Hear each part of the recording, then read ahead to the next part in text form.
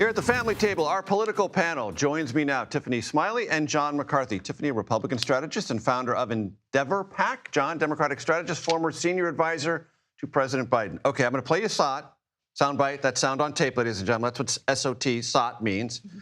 From the thing we opened the show with, because it's still resonating. It will for the entire weekend, I predict.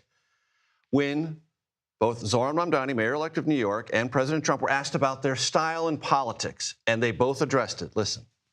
I think both President Trump and I, we are very clear about our positions and our views, and what I really appreciate about the president is that the meeting that we had focused not on places of disagreement, which there are many, and also focused on the shared purpose that we have in serving New Yorkers. And frankly, that is something that could transform the lives of the 8.5 million people who are currently struggling under a cost of living crisis, with 1 in 4 living in poverty. And the meeting came back again and again to what it could look like to lift those New Yorkers out of struggle and start to deliver them a city that they could do more than just struggle to afford it, but actually start to live in it. And I've been called much worse than a despot, so it's not that insulting. Maybe I think he'll change his mind after we get to working together. What? I mean, I have watched President Trump for many, many years. I'm not at the building as I used to be, but it is so rare to see him be that forgiving about something so personal. Usually what touches him personally, he not only remembers, but remembers unforgivingly. Tiffany? Well, I think, Mamdani is obviously the most radical Democrat candidate our country has ever seen. And not ever seen. Ooh, as he close. name-checked in his election night speak, Eugene v. Dems would be right up there, okay?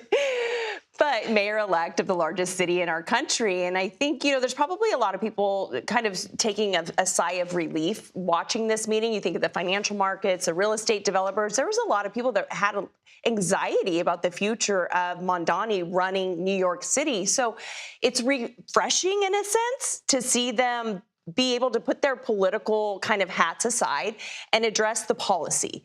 And I think more Americans want to see that. They want to see good policy that actually solves problems and makes lives better. And that's what they were addressing. They came together because of a deep love of New York City. Yeah, I don't think that we can really sit and believe, though, that this is suddenly a new President Trump and that we're going to have peace and prosperity at home and abroad and love in a bipartisanship kind of way. Yes, and I think that he know what he was doing, and he loves a winner. He wanted to be associated with a winner, and that's really what today was about. Because if you actually look at this in the broader context, right, earlier this week we've seen polls out of Fox News saying that Republicans are losing ground on the economy.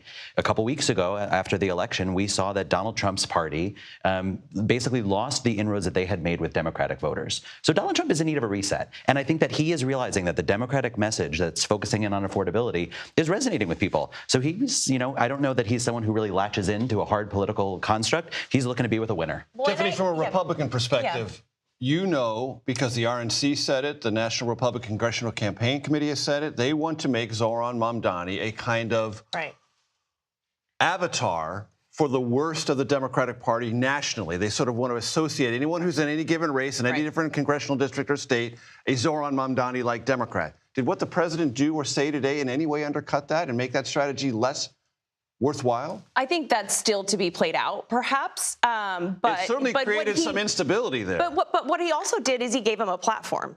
Maybe perhaps showing this is the leader of the Democrat Party. The Democrats are so lost and dismantled that now this young green mayor-elect, who is a quote-unquote communist, Trump has called him a communist, is now the leader of the Democrat Party. And that just will not sell across the United States of America to voters. There's another signal that I wonder if President Trump is sort of putting out in this meeting, a signal to Capitol Hill and a signal to Chuck Schumer and Hakeem Jeffries that President Trump will work with anyone. That it's really not President Trump who's the problem. He will work with anyone to advance policies and results that actually work. And he showed that today. John? And Republicans want to paint the kind of more extreme parts of my party as the base or the leader of the party. But really, if you look at the elections in New Jersey and Virginia and model those out, that's actually probably the best path forward for Democrats. I mean, moderate centrist candidates have proven time and time again that they're able to win in tough places.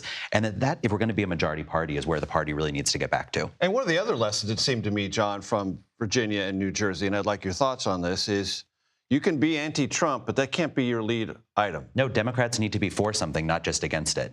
And one thing that I will say that you could really look at both of these people in the Oval Office today and say, they looked like they were having fun, right? And that's something that I think that everyone's looking for in their public officials now. They want to see someone who's out there and actually enjoying what they're doing. And Tiffany, part of what Zohran Mamdani's answer was, both of us are very clear in our positions. And it's been my experience covering Trump as a candidate and as president. Whatever you believe, if you know why you believe it, he respects you. Yes, and I think that's why he invited him to the Oval Office. Mainly, I think, because they love New York City, and Trump does not want to see New York City fall and fail and crash and burn. But it was interesting to me as well, Trump, some of the questions he sort of presented, like, this is an opportunity for you. I think you will do quite well. And in some ways, he could be setting him up. If he crashes and burns, Trump's going to have to come in and save the day. And he's set up perfectly to do that. John, 30 seconds. Yeah, I don't know. I certainly agree that the president was teeing this up so that he can walk it back later. I mean, the president views governing as a reality show. And that's really what today was. Again, I don't think that the president is really looking to build common ground in this space. He's looking to kind of associate himself with a winner, and then we'll be probably walking that back. But this is the same president. New York be successful. Sure. This is the same president, though, who hours before that was talking about the execution of Democratic senators. So, I mean, I don't know that this is like feel-good kumbaya moment in reality. It may not be. Tiffany, Smiley, John McCarthy, one thing we can say for sure, it's Friday. Have a great weekend. Have a good weekend.